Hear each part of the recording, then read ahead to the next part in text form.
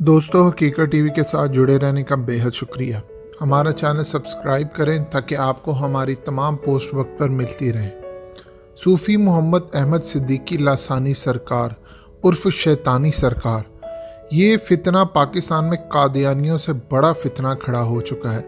इस शख्स ने वो तमाम हदें पार कर दी हैं जो कोई ना कर सका। ये इंसान खुद को कभी अल्लाह का दर्जा देता है, कभी नाउज़ुबिल्लाह खुद को हजूर पाक सल्लल्लाहु अलैहि वसल्लम के दर्जे पर रखता है। आखिर ये है कौन? ये फितना फैलता जा रहा है मगर कोई पूछता नहीं। सबसे पहले हम आते हैं इस अहम बात की तरफ, इस इंसान का सोर्स ऑफ इनकम क्या है, इसकी कमाई का ज़रिया क्या है। ये करोड़ों अरबों में खेलता है, बड़ी बड़ी गाड़ियों में घूमता है, बड़े बड़े महल्लों में रहता है, दुनिया भर में आता जाता है। कहाँ से आता है इसके पास ये पैसा? कौन फंडिंग देता है? इसने टैक्स तो दिया नहीं, तो इसकी कमाई क्या है? सोर्स क्या है? कहाँ से कमा रहा है? असल कमाई है क्या? इसकी असल कमाई है लोगों को लूटना और दुश्मनाने इस्लाम से पैसे लेकर इस्लाम को बदनाम करना। दोस्तों, एक बात याद रखिए, ये रस्म बहुत पुरानी चली आ रही है कि बहुत सारे लोग जो गैर मुस्लिम होते हैं वो मुसलमान बनकर मुसलमानों के खिलाफ अपने ही मज़हब और अपने मुल्क के एजेंट के तौर पर काम करते हैं। नमाज़ें पढ़ते हैं, पढ़ाते भी हैं, लेकिन हकीकत में वो लोग मुसलमान नहीं होते। ये काम 1400 साल से चला आ रहा है। हाल ही में हमने देखा डेरा इस्माइल खान से एक मौलवी जो लोगों को नमाज़ों की तलकीन करता था, और वो 18 साल से एक यहूदी एजेंट था। ISI ने उसको पकड़ लिया। अब ये एक अलग दास्तान है। कभी ऐसा होता है कि कोई एजेंट जो होते हैं उनको बड़ी जल्दी पकड़ लिया जाता है। कुछ लोग अपनी शनाख्त छुपा के रखते हैं और जाहिर नहीं करते, और काफ़ी दफ़ा ऐसा होता है कि एजेंसियों को पता होता है लेकिन वो अपने तरीके से काम करती हैं। बहरहाल उसको 18 साल बाद पकड़ लिया। ये काम 1400 साल से चला आ रहा है।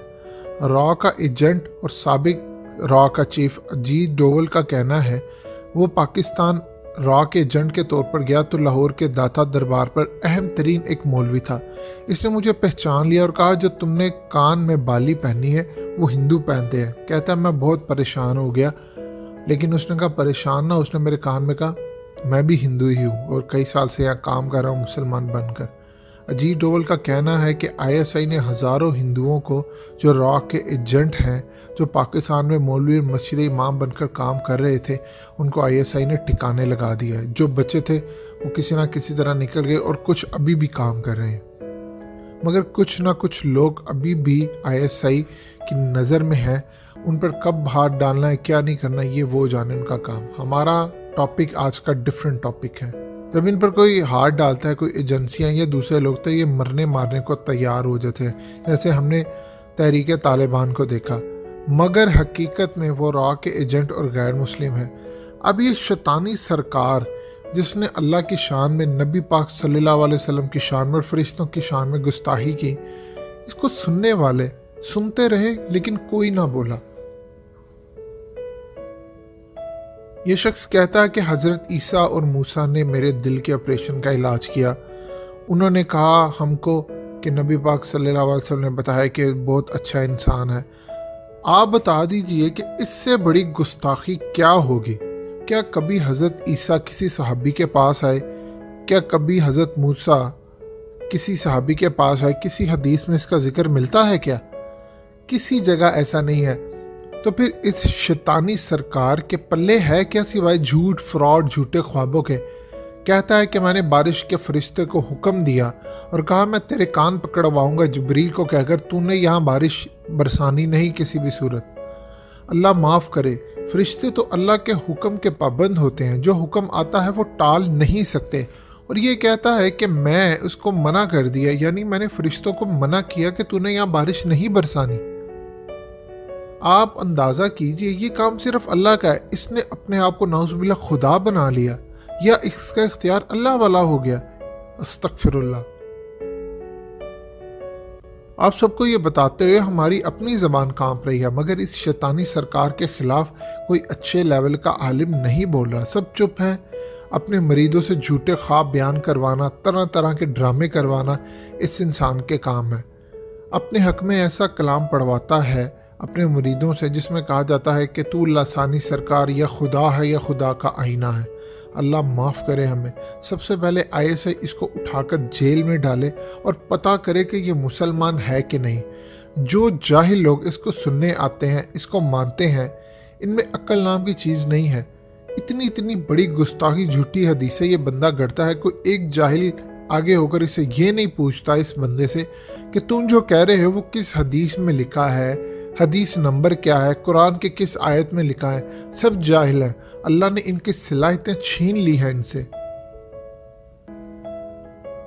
لوگوں کے چندوں کے پیسوں سے کروڑوں اربوں کے محل کاروبار کھڑے کر لیے ہیں۔ کب تک یہ قوم لٹتی رہے گی؟ اللہ کا خوف کھانا چاہیے ہمیں۔ مرزا غلام قادیانی بدبخت نے تو صرف نبوت کا جھوٹا دعویٰ کیا تھا، یہ شخص تو خدا بن بیٹھا ہے، نعوذ باللہ۔ یہ شخص کفریہ کلمات ادا کرتا ہے۔ اس کی کتاب نشاط ثانیہ پڑھیں گے تو آپ کہیں گے اس شخص کو آرمی کورٹ سے پھانسی دلوا دو، اور جس شخص نے اس انسان کی کتاب چھاپی اس کو بھی پھانسی ہونی چاہیے۔ اتنے کفریہ کلمات، ہمارے نبی صلی اللہ علیہ وسلم کی شان میں گستاخی، ہمارے نبیوں کی شان میں گستاخی، اللہ کی شان میں گستاخی اور فرشتوں کی شان میں گستاخی کی۔ ہم چپ کر کے تماشا دیکھ رہے ہیں۔ اس شخص کی کتاب میں یہ انسان امام مہدی یا حضرت عیسیٰ بننے کی کوشش کر رہا ہے۔ آپ اس کی کتاب پڑھیں گے تو آپ کو اندازہ ہوگا یہ کہنا کیا چاہ رہے ہیں۔ یہ نفسیاتی طور پر پاگل انسان ہے۔ اس کا ایجنڈا ہمیشہ سے یہی رہا ہے کہ وہ مسیحا جس کا آپ کو انتظار تھا، جو اللہ نے بھیجنا تھا، وہ مسیحا میں ہی ہوں، استغفر اللہ۔ اس کی کتاب کو بین کر کے اس پر پابندی لگا کر اس کو پھانسی دینی چاہیے۔ کہاں ہیں عاشق رسول کہلانے والے، دین کے نام پر مر مٹنے والے؟ کوئی ایک شخص اس کے خلاف عدالت گیا، کسی نے FIR کٹوائی، کچھ ہوا؟ اس کے پیچھے کون ہے؟ بھارت ہے، اسرائیل ہے؟ پتہ تو چلے جو اس اسلام کے خلاف سازشیں کروا رہے ہیں۔ یہ کہتا ہے کہ میرے منہ سے جو بات نکل جاتی ہے وہ پوری ہوتی ہے، اللہ میری بات نہیں ٹالتا۔ یہ کہتا ہے اگر میرے منہ سے یہ بات نکل جائے کہ تقدیر کو بدلنا ہے تو تقدیر بدل دی جاتی ہے۔ اس کا یہ بھی کہنا ہے کہ اگر میں موت کے فرشتوں کو یہ کہہ دوں کہ جان نہیں نکالنی تو وہ میری بات رد نہیں کر سکتے۔ اس خنزیر سے پوچھو کہ اگر اتنی ہی تیری طاقت ہے تو پھر کہہ دے کہ پاکستان کے حالات ٹھیک ہو جائیں، کیوں نہیں تو کہتا؟ تو بڑا ہمدرد بنا پھرتا ہے لوگوں کا۔ یہ شخص کافروں سے بھی بدتر ہے۔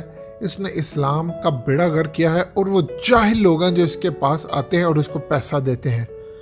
اب ہم آپ کو صرف اتنا کہنا چاہتے ہیں کہ اس پاگل شخص کے خلاف آواز اٹھائیے، اس کے خلاف پوری کیمپین چلائیے تاکہ اس کو آرمی کورٹ سے سزائے موت ہو۔